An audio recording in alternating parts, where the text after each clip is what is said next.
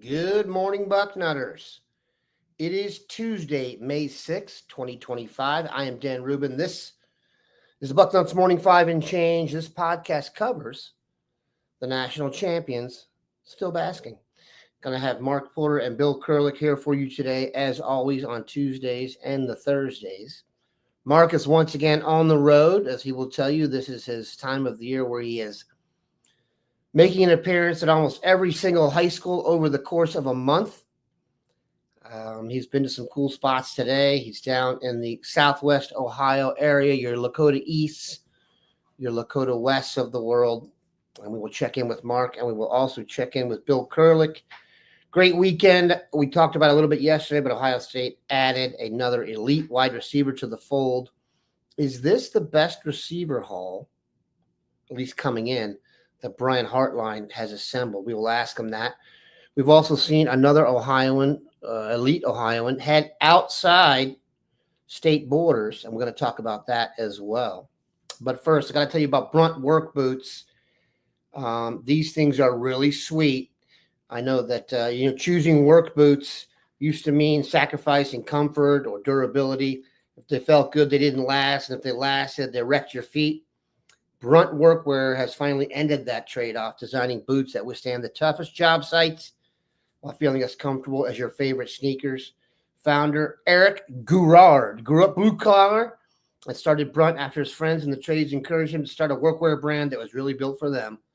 That's why all Brunt products are named after the guys he grew up with.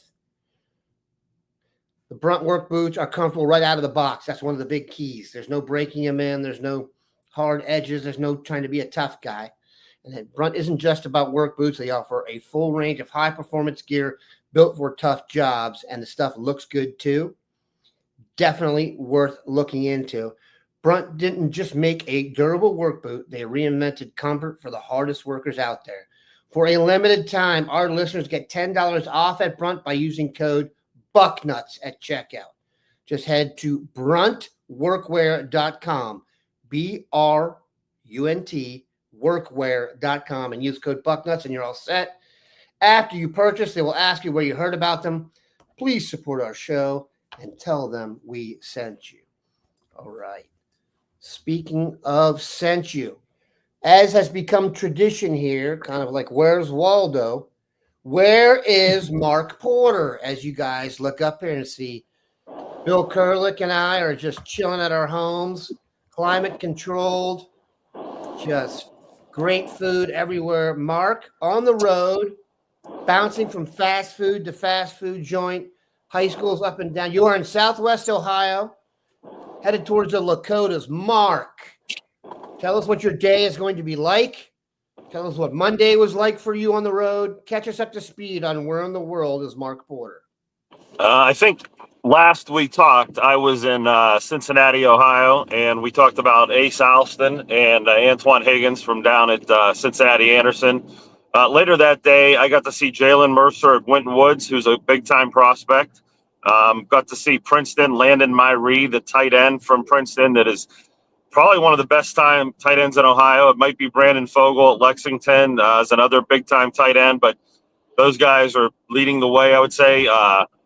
Sunday night, there was a four-way combine with Bishop Watterson, New Albany, Columbus Academy, and St. Charles. Columbus Academy has two sophomores, Bill, we're going to need to know about. Ronaldo Perez is the big defensive end, and Gabriel Davis-Ray is a defensive back we need to know about. They both look excellent. They picked up offers. New Albany has a kid named Jet Jewers. So when you have a name like Jet, people are going to check you out. And he was offered by Kentucky that night, very fast. I thought Watterson's Pete Iglesias, he was there working on bend and showing off that he's got a little better body than he did last year. The weight room's been doing him well. The best quarterback I saw was Belisari. He was very consistent for Bishop Watterson that night. Spun it very well. Threw it very hard. Had great size. Really liked him. So that was a good stop there. And then the next morning, we started at St. Francis de Sales. And lo and behold, Coach Day was there because his son RJ is the quarterback at the Sales. So had a little Ohio State vibe. And watching RJ since 7th grade, it's like a year by year progression on this kid. And he is as good as he's ever looked right now. He's spinning the ball with more RPMs than he's ever spun it before. The consistency's there. It almost looked like, you know how the college quarterbacks go through a scripted workout when they work out for the pro teams and like all the throws are really dialed in. He went through a workout where he finished with the big backside deep throws and put them on the money, and his arm strength has come along. So I'm happy to report that he's looking good. And I think he might have added a few more offers that day. Jordan Karhoff is the 2027 tight end that was offered by Auburn. Bill, we're going to need to be checking on Karhoff because this kid can run at tight end. He is a speedster. With Coach Day being there, it's not like we know something Ohio State doesn't right now. And throughout that day, I got to see other Ohio State players. Finished at Wayne High School, and our favorite player, Jameer Brown. I'm happy to report he is who we think he is, and he is very good. He's very fast, explosive. Just going through drills, he's different. You could hear the coaches murmuring in the background that, wow, like the quietness of his feet, the suddenness. And it's nice. They were all joking, like, okay, this is the bar. How close can we find someone else to the bar like this? And, you know, Jameer Brown, I think he's going to be special when he gets to Ohio State. But my day today, I have a choice, really, of Lakota West or Gahanna Lincoln and Columbus schools. And, you know, as I'm driving, I'm kind of talking to coaches and seeing who's working out or not. I want to make sure when I go, everybody's working out. There were a few kids yesterday that kind of, you know, didn't get in every drill because they don't need to. They're that kid. They're at the point in their career where those days are over. But I found some great 2028 kids. I'm really excited about the work getting done on the road right now. Hey Dan, I took a couple notes there. Mark was talking about guys, and I wanted to quickly address the two kids at Academy. Perez, the defensive lineman, offensive lineman, and Davis Ray. They both visited Ohio State this spring, so they are on Ohio State's radar screen. I talked to them after they visited Ohio State, and there's mutual interest. Now, one thing, Perez is a 2027 guy, but Gabe Davis Ray is a 2026 guy. Okay. So, and he has a number of official visits set up already. He's got Minnesota June 13th and Northwestern coming up here this weekend, actually, that he's going to make an official visit there. So Ohio State has not offered either a scholarship, but they're both on the radar. RJ Day, I saw him at the Under Armour April 27th. And that was the first time I'd seen him in person since last season. I had not seen him in person this winter. And boy, as you said, Mark, he's looking different. I mean, he's thickened out, and he's physically maturing as someone going from their sophomore to junior season usually does. And I know that he wanted to get his 40 time and wants to get his 40 time down as much as he can. It's in the 4.7 to 4.8 range right now. But he really is, as you mentioned, Mark, physically coming into his own and physically maturing. And RJ Day is someone that seems like every other day now I see him posting on X a new scholarship offer. So he's, as we know, Ryan Day's son, and looking good. And then the other guy I wanted to mention, Karkoff, DeSales, Mark, that you mentioned. I did a top 10 Ohio class of 2027 this past weekend on Saturday morning, and he was in my top 10. In fact, Mark and I talked about him even before Mark saw him. Mark had him on his radar, and we discussed that top 10, and we both agreed that Karkoff, the tight end, should be in the Ohio top 10 right now for the class of 2027. It's interesting because all anyone's waiting on is RJ Day going to get an offer from Ohio State, and will it be justified? So we talk about all these other offers, and really we're just waiting to find out if he gets the Ohio State one, and we'll work on that. A couple questions, Mark. One, height and weight of Jameer Brown. by your estimation, having seen him in person? Yeah, I think we have him around 5'11" or 6 foot, and I think that's pretty accurate. He's bigger. He's got bigger shoulders. I don't know if it even matters how fast he is with his size, but he's big. He's not going to be a 6'2" receiver or something like that. He'll look like Garrett Wilson or Olave, with that type of speed. I think that clone is going to be real popular, comp for him. And then we have this question from Mika. You were at Trotwood. Jamarcus Weiss and his brother, did they work out? And if so, your thoughts? Yeah, Jamarcus Weiss, his brother, is much bigger than he's a class of 2028 defensive tackle. He was the show. A lot of college coaches were following him around. The class of 2026, Jameer, I'm sorry if I got that right. Jameer is 2028. Jamarcus is 2026. Yeah. Okay, I got Jamarcus is the explosive guy. I mean, when he goes through drills, he can really move. I just don't know if he's the biggest guy in the world. If you remember the explosive defensive tackle that came out of Wayne High School, I think we had it like 5 or 6 years ago, kind of reminds me of him. Really gets off the ball well. That's it. Landers, thank you.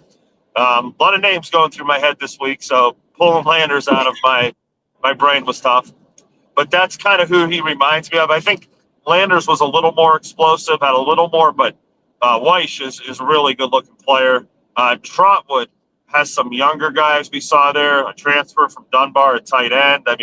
I have a list of names. I could bore you guys to death if you guys want to listen to a list of names, but I'm trying to get the highlights off the top of my head before I get into a couple more days and my brain erases everything I watched for the past couple of days. Mark, we appreciate your efforts. We're going to let you go so we don't contribute to your car insurance. Mark, you're worrying me a little there. Watch the road. This is just driving with a bunch of friends in the car talking. It's no different. I'm just sitting around with the Bucknutters while I'm driving. I don't mind it. But I appreciate you guys letting me go. I would like to get my eyes on the road and not miss a turn. Let's do it. Thank you, sir. And like Bill has told you many times, I think we offer a little something different than the other sites or the other podcasts. When you have Mark, when it comes to recruiting Ohio and recruiting in general, there is no more boots on the ground human being in recruiting, and he has always been that, and that is the reason Scouting Ohio was built. And very impressive operation, and Mark is a true asset, Bill. As much as I had to fight to get him on the show. All right, William, question for you. Chris Henry, Brock Boyd, Caden Dixon-Wyatt, Jaden Ricketts. That is an impressive quartet of wide receivers to be joining one team. Should we have just gone and recruited Mater Day's entire skill set? That's a talk for a different day, because they are impressive. But let's put in perspective how good this group is. Dixon-Wyatt, as I think we kind of all expected Brian Hartline to get his man over the weekend. That as a quartet entering Ohio State. Now, obviously, we don't know for a fact how they're going to play. Try and put that in perspective. I know Brian Hartline has raised the bar higher than any other position coach, arguably ever. Let that sit out there for a second. Your thoughts on the quartet, anything you want to mention about them now, how they fit into the mix, and where this ranks as a Hartline class? That's a great question and a very interesting one and a very hard one to answer because, like you said, Dan, things on paper almost always turn out a little different, whether they be a little better or a little worse, but they almost always turn out a little bit different when you look at them down the road, paper versus production. But, what we can go on paper-wise right now, it's interesting. Right now, if you look at Ohio State's class, they have 12 commitments, class of 2026. They have 12 commitments. And right now, the number one guy in the class is Chris Henry Jr. The number 3 guy in the class is Caden Dixon-Wyatt, according to the 247 Sports rankings. So they've got 2 receivers at number 1 and number 3 in the class. And of course, we don't know how those guys are going to turn out for sure yet. They're not even into their senior year in high school, let alone their careers at Ohio State. So they got the number 1 and number 3 guys in the country in that class. Jaden Ricketts is down a little farther. He's around the middle of the class, and Brock Boyd is down a little farther. But I will say, especially in the case of Brock Boyd, he is better than he's ranked. I'll guarantee you that. He is a really good player.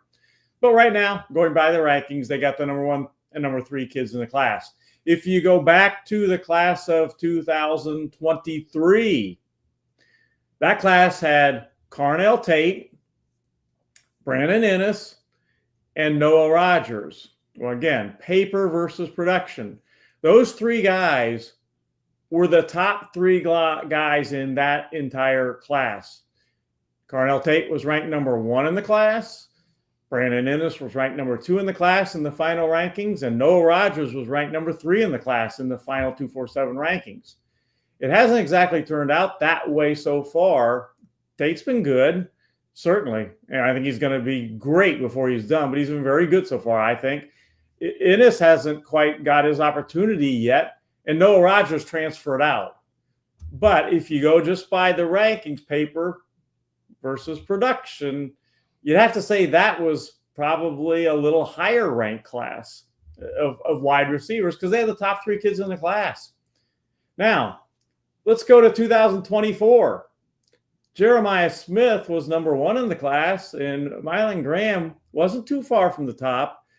But production-wise, you got to say that's the best class of all right now because Jeremiah Smith is just so good and he's produced, and he's only produced for a season. So that's kind of a way to explain how those classes were ranked again on paper versus production. When all is said and done, if Ennis comes into his own and Carnell Tate does what I think he's going to do, that class could be the highest. But maybe down the road, long way off, the group right now of Henry, Dixon Wyatt, Boyd, Ricketts, maybe that class turns out to be the best. But that gives you an idea of where they were ranked and how you can look at them. And given Jameer Brown's ranking in the class after that, we're probably going to have to ask the same question again. It strikes me as funny as when you talk about Jeremiah Smith being part of the group and giving them the nod. It really wouldn't matter who else is in the class with him at this point. He's that good. It's like when they ask you what brothers have the most home runs, and it's like Jose and Ozzie Canseco, and it's like one of them has 6 and one of them has 500. As long as you get Jose in there, as long as you get Jeremiah in there, you're probably going to have a good crew. All right, I've got to tell you guys about Goodr sunglasses before we finish up here. They have been one of our best sponsors, one of our most valued sponsors. Stylish Sunnies, starting at only $25 a pair for sunglasses. We've talked about the guy who goes to the Ohio State game. It's a noon kickoff. He's got on his $250 sunglasses. Maybe he has an adult beverage or 2 or 7. And he wakes up the next day. The sun's gone down by the time the game's over. And look what he got. No sunglasses. And then you're out a couple $100. Your ego's busted. Just get some Goodrs. Get 3 pairs, $25 a pop. I've told you guys this. I sent my son to spring break with 2 pairs. The Gulf of whatever took 1, and he came back with the other, and he is good to go. If you need a new pair of sunnies, Goodr is giving Bucknuts Morning 5 listeners free shipping. You can go to goodr.com, GOODR.com/Bucknuts, and use code Bucknuts. Free shipping. Goodr offers a 30-day money-back guarantee and 100% satisfaction. Goodr.com/Bucknuts and use code Bucknuts for free shipping. Okay, Bill. Hey, Dan, can I go back real quick? You can do whatever you like. You're the dean. Go ahead. Always appreciated. 2024, Jeremiah Smith absolutely was number 1 in the class. And I said that Mylan Graham was just a little below. He was actually the number 4 guy in the class. That's pretty high. Got 1 and 4. And I think Milan Graham is going to be a good player for Ohio State. So I think that class is going to be hard to beat just because Jeremiah Smith is so great, and you add something from Milan Graham in there too. And I think we're going to be adding something before he's done because Milan Graham is a good player. And then it's interesting. That was a 2 wide receiver class, right? Well, not so fast, my friends, necessarily. Demarion Witten was in that class too. He was ranked coming out of high school as a tight end, though. So you don't necessarily think of that. We all thought that was not all of us, because Mark and I talked about Demarion Witten is not an inline tight end. We talked about he is a receiver type tight end, and that's what he has transformed into, a receiver at Ohio State, not a tight end. He's been in the receiver room. So you also got to factor, let's see what Demarion Witten does too in that class. But I think that class is going to be hard to beat, though. It's greatness on top of greatness. And like I said, I don't think it's hyperbolic at all to consider what Brian Hartline has done, considering on-field production and average salary now. It's a run. It's an epic run. And like we said, has no signs of slowing down. Chris Henry, Caden Dixon-Wyatt, Jameer Brown, some of the highest rated guys in the country have yet to even get here. And we've got 2 more years of Jeremiah Smith, although I have a hard time wrapping my mind around that. It's one of those too good to be true things. You don't want to get too far ahead of yourself. Also, right, Dan, there was a picture on the internet yesterday of a whole bunch of Ohio State guys. It included in that picture were Chris Henry Jr. and Max Clare. Max Clare is a tight end, a legitimate, he's a tight end. He's a big guy. Chris Henry was standing next to Max Clare in that picture. My goodness, Chris Henry was clearly bigger both in height and bulk. How big Chris Henry is, and knowing that he is a wide receiver, it is scary. Chris Henry would have been a big-time Division I basketball prospect as a small forward shooting guard type had he chosen to do that. Very talented, and like you said, Bill, legitimate height. There are guys who are listed. There are guys who are 6'3" that we listed 6'5". There may be someone in my family who's 6'1" that's listed at 6'2" in the program. We'll take that inch. You don't need to do that with Chris Henry. All right, Bill. Question. There used to be a time, and I want to make sure that this is not framed negatively here, because it's impossible to discuss recruiting at Ohio State and be negative and be rational. So we'll leave that for people with an axe to grind who may be located north of you at this current time. But Elbert Hill committed to USC. This happened last year with a certain someone going to Oregon. They have not lost, and I put that in air quotes, players of this ilk from the state of Ohio consistently. My guess is, or not my guess, my educated guess is, in the past, when you were building a recruiting class, the number one thing you had to offer was going to Ohio State and getting to the league better than anybody else, being near home, and getting tremendous coaching. Now, with the money involved, not to say there's a salary cap, but not everybody gets paid the same, and the first guy in the class doesn't get paid with the X guy in the class, so maybe that had something to do with it. Is this a trend we need to get used to?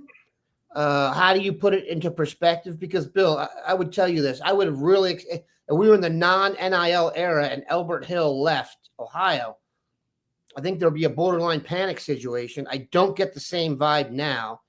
Has things just changed? Is this the way it's going to be now? Or am I not getting stressed enough about a guy of Elbert's ilk leaving the state? Well, I think that there are a couple layers there. Number one, things have changed, as you mentioned, Dan, with the NIL. It's a different ballgame now. As you also mentioned, you cannot pay everyone. You've got to prioritize. And Ohio State is not going to break their salary structure, so to speak, for guys. They're not going to do that. They've got a salary structure, and within reason, they're going to stay with that.